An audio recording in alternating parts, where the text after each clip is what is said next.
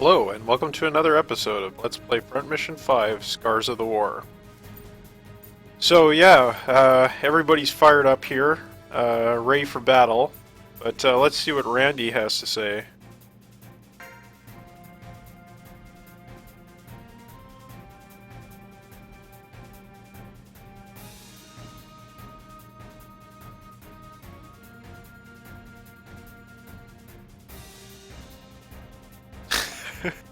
I love how Randy is just getting shit on constantly in this game. And then, like, every time it's like, oh, you're with Walter? Oh, well then, I guess you're okay. Because, you know, Walter's amazing, and you're just, like, a waste of skin. Um, anyhow, let's carry on here.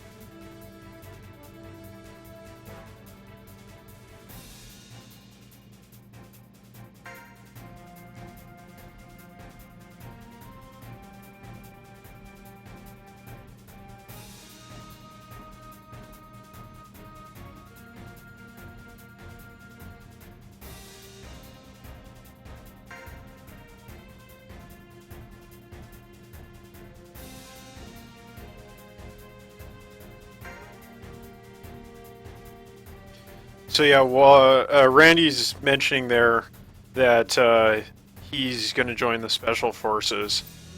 We kind of heard about that in the last base section, but that's just another confirmation of that. But let's see what Colonel Briley has to say after he's just chewed out Randy over being such an idiot.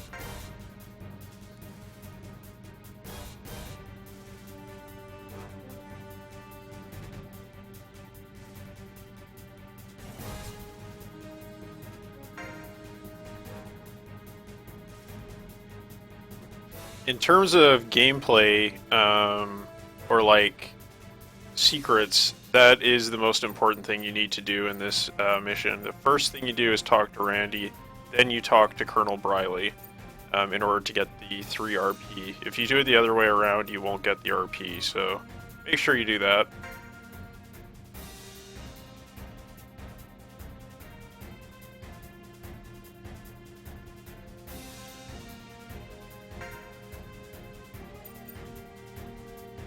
And I mentioned in the last video, in the briefing scene that we saw there, that about Morgan Fortress and it being a part of Front Mission 1, the OCU campaign, and we're going to see a little bit more about that right here.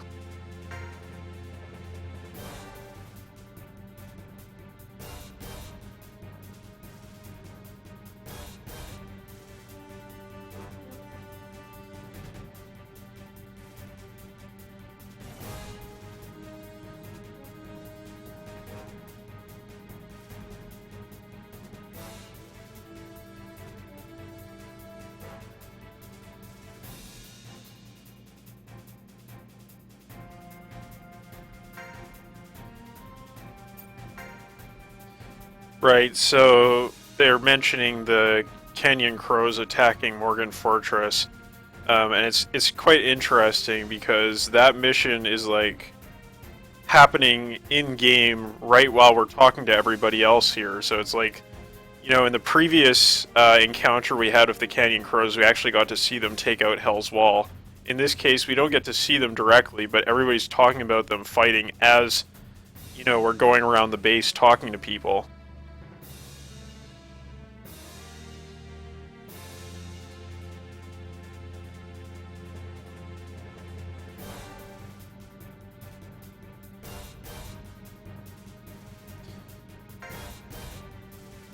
Right, so we've got our 6th pilot in our team now, and what this means is that, well, first of all, we have a jammer on our team, and, you know, we'll get to see that in action in the next battle.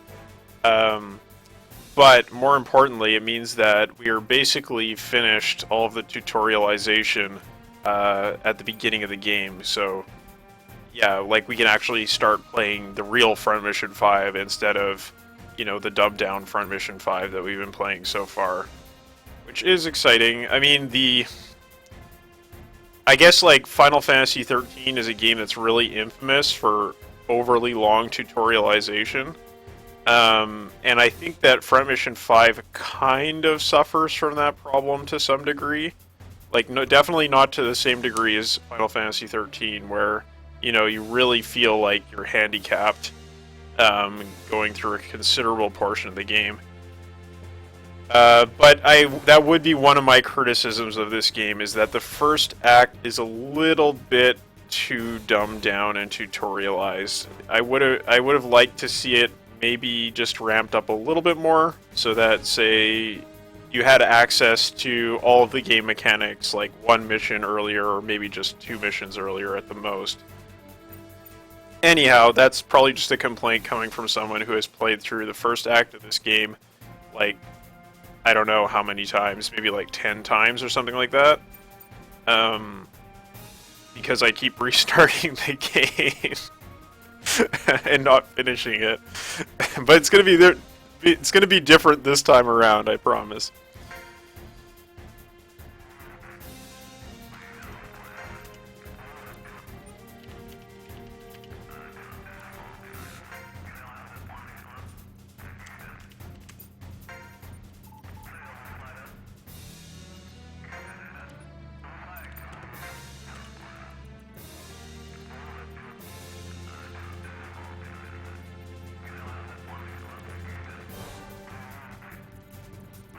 So the enemies have reached Morgan Fortress, and that probably means that the Canyon Crows haven't reached Morgan Fortress as well. So things are looking pretty bad for us. Let's head over to the administration building first. There should be quite a bit of slowdown going into this next room, but we'll see what happens. Oh no, it's fine this time. Oh no, sorry, it's the following room.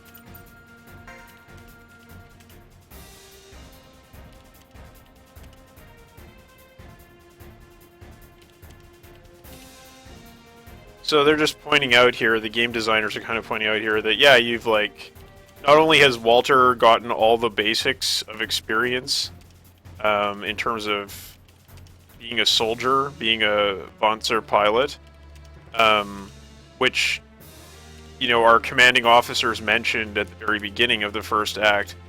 But, you know, we've also gone through the whole tutorialization aspect of the game here. So, like, as Walter learns how to become a seasoned pilot, we also learn how to play the game and use tactics and strategy, and also learn the game mechanics. Which is kind of a nice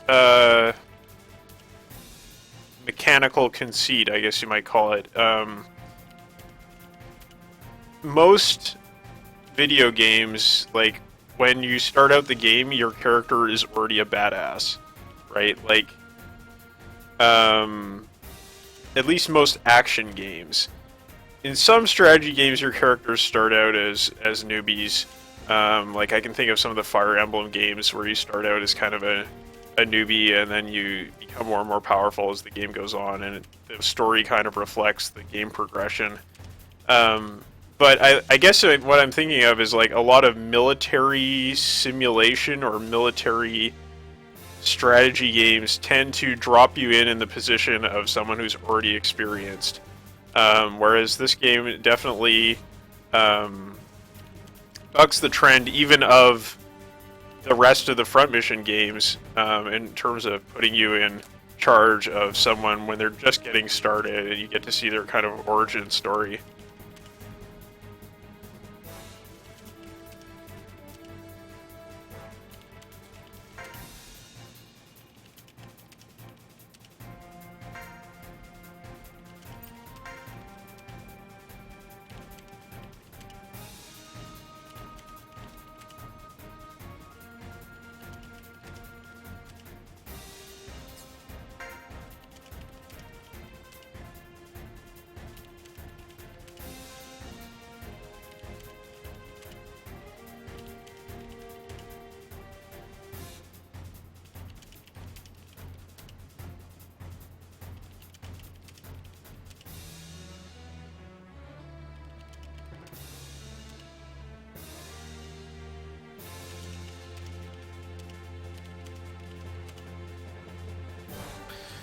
So it's, very strongly hinted that Walter will be going into the Strike Wyverns, but that's also the first time in the game we hear anything about Barghest, which is another unit that will be quite significant to the story, and we haven't heard about until now.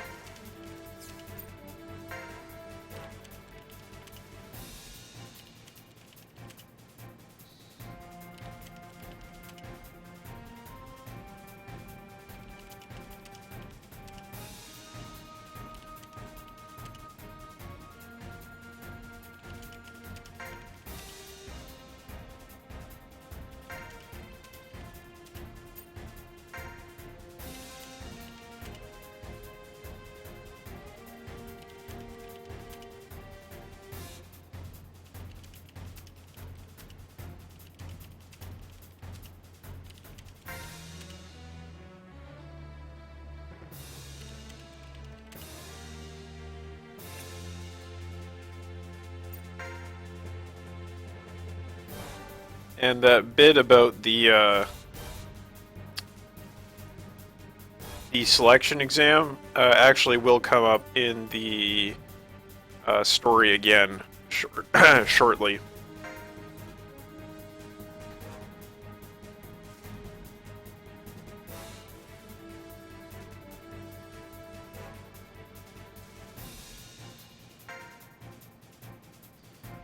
And this is another important bit of lore relating the game to Front Mission 1.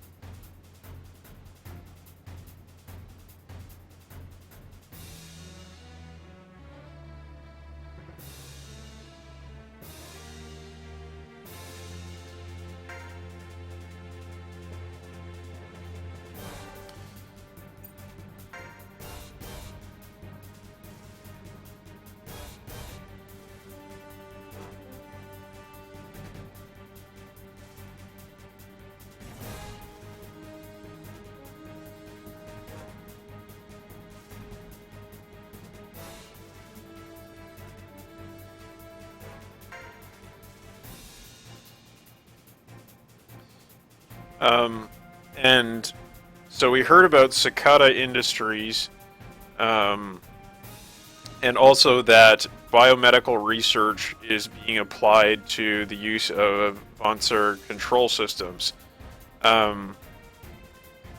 These two things are, for someone who's played this series, obviously connected. I think this is also really the point in the Front Mission 1 OCU campaign where Royd and his team start to kind of get clued into what's going on in the war, right? Like, after you defeat Morgan Fortress is when the plot sort of thickens and you start learning more about Spirit of Huffman and Cicada Industries and that whole thing. So I think what I'm going to do with the whole Front Mission 1 plot is actually do a short plot summary once I finish the first act of the game, so everybody can just kind of be caught up on what happened in Front Mission 1, what did we learn about what's happening in the background of this war, because it's not, like, I mean, they do telegraph it for you quite well here, but if you haven't actually gone through Front Mission 1, it might be a little bit obtuse what they're talking about. So I'm not going to do that right away, but I probably will do it after we finish the next couple missions. Alright, and that's the end of the administration building. Let's head over to the barracks.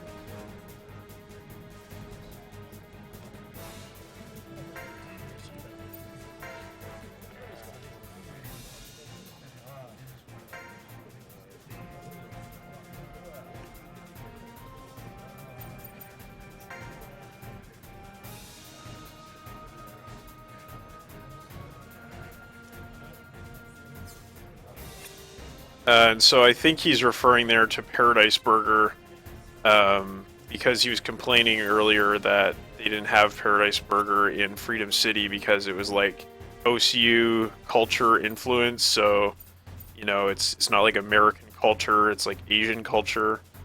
Of course, we have hamburgers here in Japan, but I guess it's just not the same as Paradise Burger.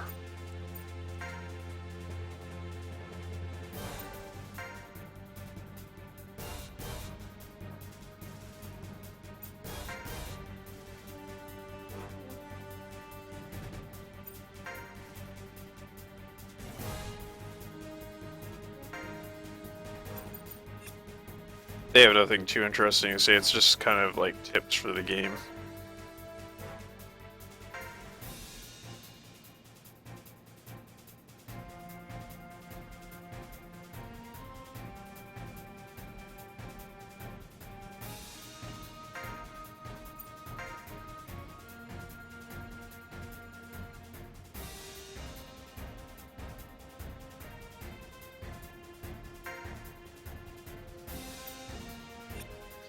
So, I think you've probably seen this before in the dialogue that we get here, you know, in other missions, but there's a lot of dialogue in the bases where you have these ignorant, lower ranked soldiers complaining about the actions of the commanders and their superior officers telling them that they're just ignorant and they're inexperienced and are just kind of blowing off steam without really knowing what they're talking about.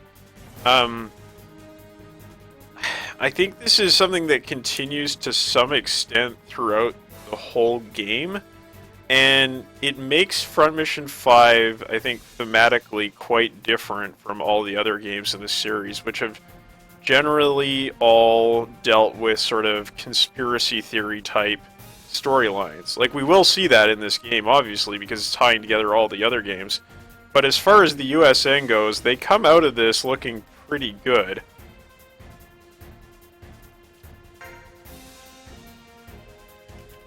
Oh, it's Ed. He's back. Let's see what Julie has to say.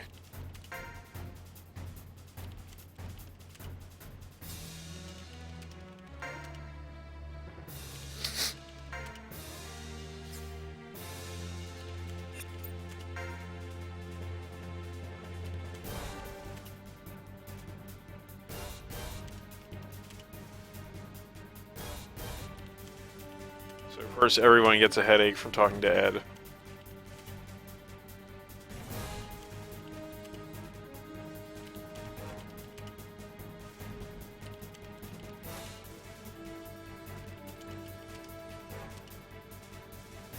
And that he is a he, not a hi. That I took that directly from the Japanese. Like, he says he as if he's like terrified. Maybe I could have rendered it H-E-E, but it's rendered H-I-I-I in Japanese, so that's kind of what I went for. And if it's not really clear, like, right now he's mimicking Lin, like he's doing like a one-man show where he's getting chewed out by Lin, and sort of reenacting her yelling at him all the time.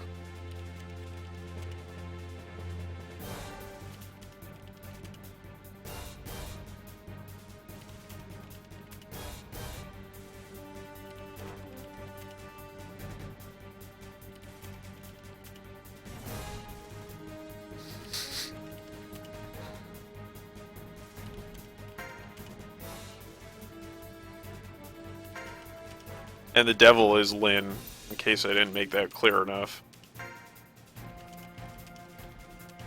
So you'll remember that this Maeda guy is the guy who came from the OCU and is like an OCU hater because he's extra patriotic for America, for the USN.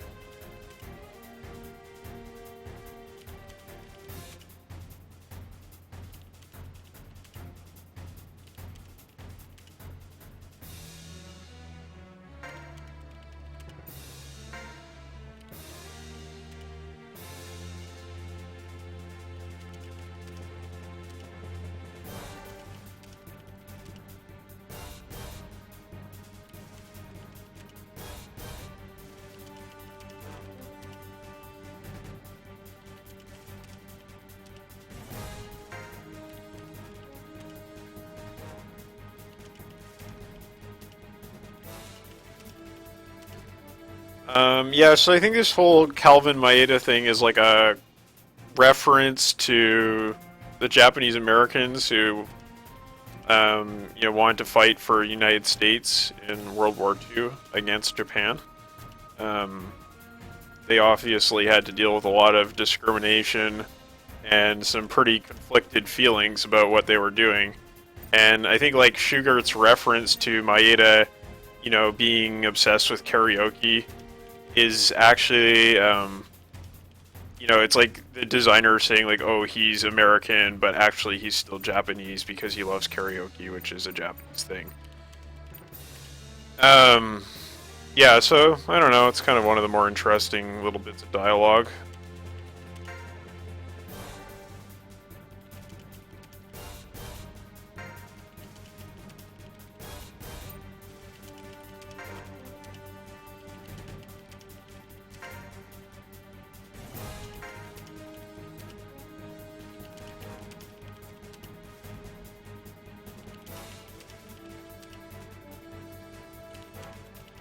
And I think the they that is mentioned there has to be the Canyon Crows.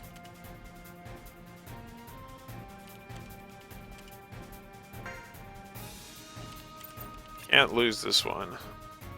Right. Okay, so I've covered all of that. We finally go to the armored section.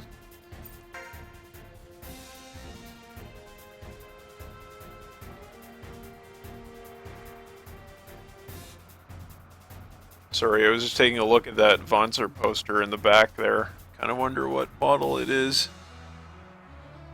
Looks like a Cheyenne, maybe?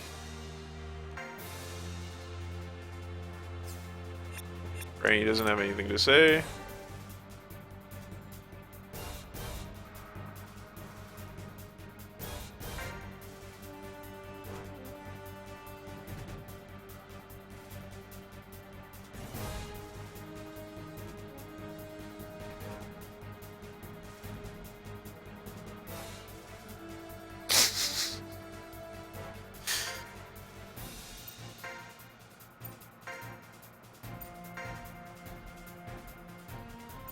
Poor Jim.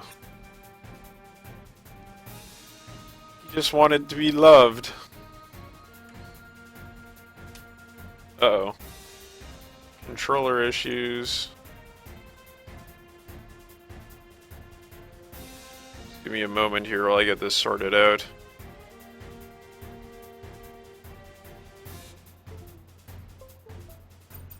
Alright, there we go. The USB connector on my controller sometimes gets disconnected. It's kind of annoying. Blah, blah, blah. Okay. So, yeah, about the simulator. At this point, the survival simulator becomes available. I'm not going to do it right now. I think I'm going to wait until I finish the first act of the game, and then I'll go ahead and do a survival simulator run. I don't think there's too much of a point of doing it right now, but there's no new battle simulator missions available. I might do one before the next mission.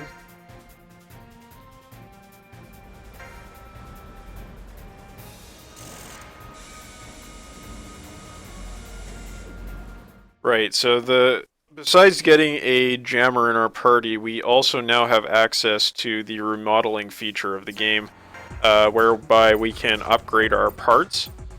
And so, yeah, again, this is just like the end of the tutorialization in the game. Skipping through this.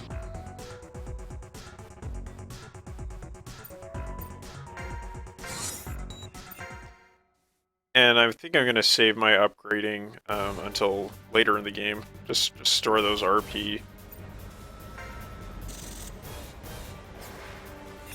As far as the pilots go, I believe that Jim and Randy can now also get the assault skill.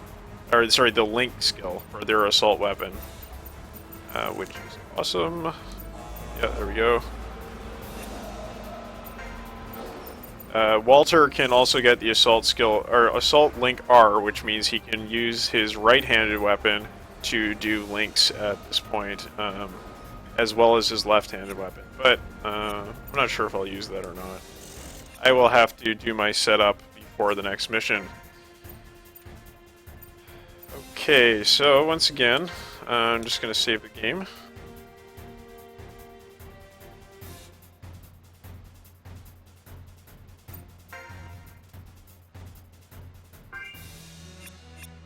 And let's move out.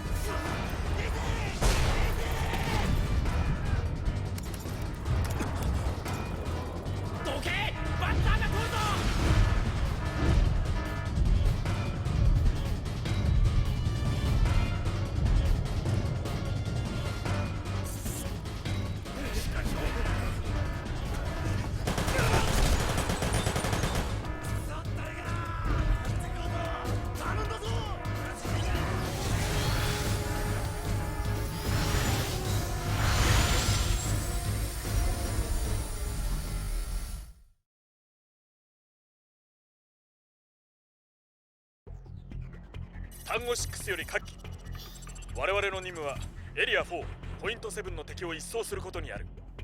基地の正面で市街戦をやるぞ。市街には C4 トラップが仕掛けられており破壊がトリガーとなる。トラップは全て車両に設置。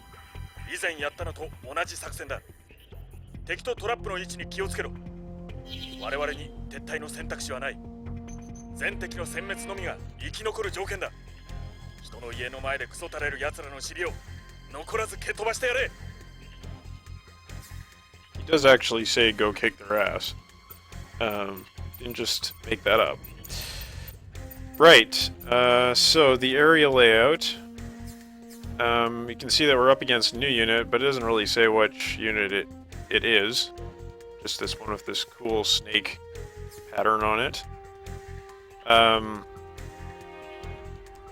So yeah, we start over here, we're up against a couple strikers, and then we go ahead and face off against this main unit with gunners, an assault, and a helicopter.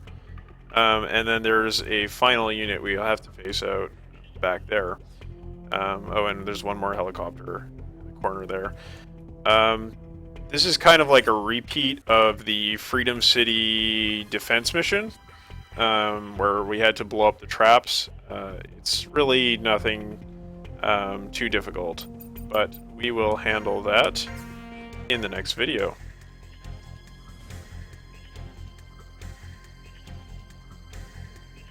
As this is a slightly long mission. Alright, well, I hope you enjoyed that somewhat lengthy romp through Fort Monus on the eve of battle. There's a lot of plot points covered there, and I will try to get together that plot summary once we finish up this act. It'll be something brief, but hopefully it will help to introduce people to what's going on.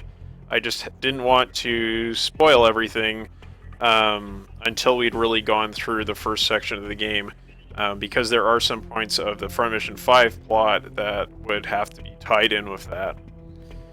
Anyhow, I will have another video up in the next few days, so I will see you again soon.